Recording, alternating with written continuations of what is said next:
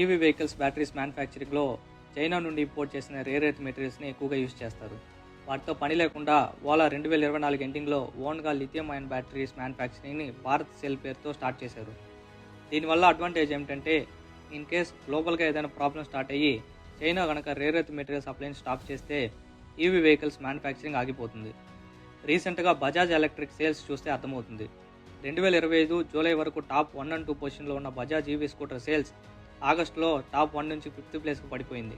దీనికి బజాజ్ వాళ్ళు చెప్పిన రీజన్ ఏంటంటే రేర్ ఎర్త్ మెటీరియల్ షార్టేజ్ వల్ల EV vehicles manufacturing temporary stop చేశామని చెప్పారు.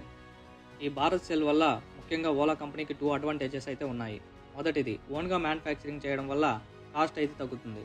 స్కూటర్ ప్రైసెస్ కూడా తగ్గిస్తామని ఆల్రెడీ అనౌన్స్ చేశారు. 2, చైనా కనుక రేర్ ఎర్త్ మెటీరియల్స్ ఆపేస్తే మిగతా కంపెనీ స్కూటర్స్ మ్యానుఫ్యాక్చరింగ్ తగ్గుతుంది. అప్పుడు ఆటోమేటిక్గా ఓలా స్కూటర్ సేల్స్ అనేవి పెరుగుతాయి.